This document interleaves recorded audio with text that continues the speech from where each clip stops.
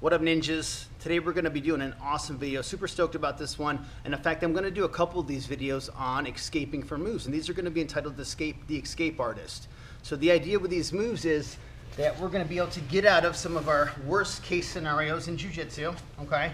And then we'll start with the worst one today, which is the back with both hooks in and the seatbelt on. And when you think of the escape artist, you can't help but think about the greatest escape artist of all time, which is Eric White, who went by the stage name of who? Drum roll, please. Harry Houdini. Harry Houdini. So, in the worst possible scenario for me right now in Jiu-Jitsu would be the back with the seatbelt and the hooks in, right? So, in this position right here, I got to safely exit this position, okay? And if I'm in this position and I move my body towards this side right here, or he moves me to this side, this is the danger side. This is the closed side, okay? This side is where the hands connect. This side over here, I'm going to get choked. So if I move to this side, I know that I'm going to get choked. So I first have to understand kind of the rules of the position. So if I go left, that's going to be dangerous. If I go to the right, he can't choke me with this hand under my armpit, okay? But if he's got his hands locked together, he does have a lot of control over my back, okay? So my first job here is to kill some of this leverage here, because this hand's going to just keep kind of creeping up my neck, and it's not going to be fun. So I want to kill some of this leverage, and I can do that by grabbing onto his wrist, and I can pull my own wrist down here to kill some of that leverage, okay? But I don't like to keep the hands connected here. I'm going to break this grip open immediately, okay? So I'm going to take my fingers, go inside, I'm going to start breaking the grip open. Once I get the grip open, my left hand is going to grab around his thumb right here, okay? The reason I grab the thumb is if I go to this side, I'm always concerned if I'm training with the gi on that he's going to go inside my collar. He can't choke me with the fingers inside the collar here. It's got to be with the thumb. So if I'm up in this position and he's got that seatbelt, first I'm killing that leverage. I'm breaking the grip open. Immediately, I'm grabbing onto the thumb. If I control the thumb, he can't reach inside of my gi, okay? If I grab the wrist here, he can still grab around my collar, and that's not going to be good. And he's powerful in this position. Even if I don't have a gi on and he's going for a rear naked, go for a rear naked here. Oh, it's powerful here. Versus if I grab against the thumb and he tries to reach around my neck, see how he can't get past that? The reason is because the wrist here is a powerful set of muscles, excuse me, on the forearm, versus the wrist here, which is a weaker set of muscles. So he can't connect the hands here. Okay, so we start in the seatbelt. I start killing the leverage. I break open the grip and I start controlling the thumb. And then immediately I'm gonna move my body to the safe side over here, okay? Now I gotta clear the hooks. When I clear the hooks, I don't wanna go reaching down here. If I reach down, he's gonna go right back after my collar or my neck. So I gotta keep my hands up here. Notice how I tuck my left knee up, okay? As I tuck this knee up, that's gonna get him to push down. When he pushes down, we create tension in here. When I push up, he pushes down, I circle and I get my hook out of here.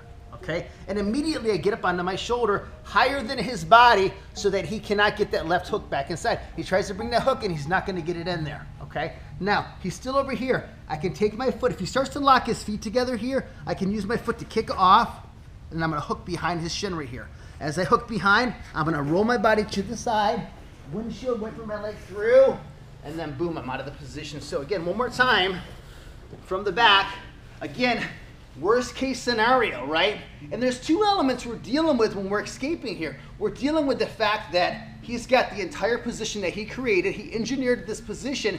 My job now is to basically reverse everything, or to reverse engineer the position now. So I'm here, worst case scenario, I'm pulling the arm down, I break open the grip, and I'm grabbing onto the thumb. So I have to take apart the position now. So as I drop to the side here, I get up onto my shoulder again.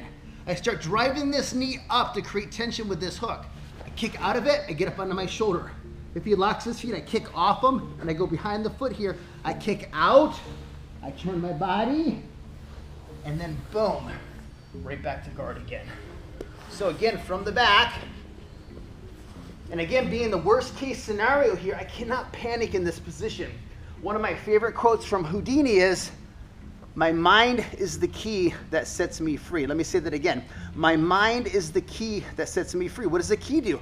Well, a key unlocks something, okay? So if I'm out of control and I'm panicking in this position right here, I'm not gonna get out. So I gotta maintain poise and control. I don't wanna lose my mind in this position. So I stay calm, poised and controlled, controlling the arm first. I gotta deal with the threat here, the choke.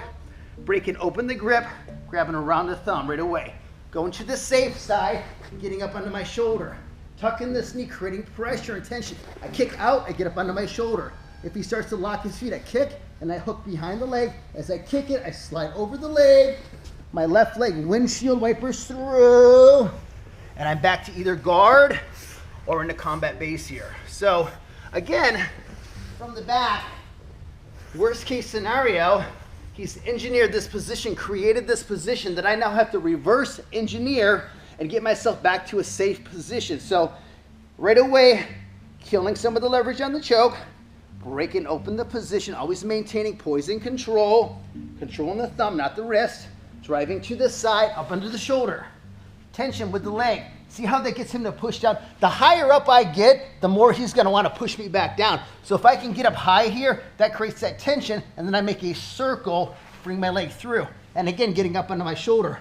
Kicking off the foot, hooking, sliding over, left leg windshield wipers through, and then boom, right back to a safe position again. So again, from the back, we're not panicking. We're maintaining absolute poise and control.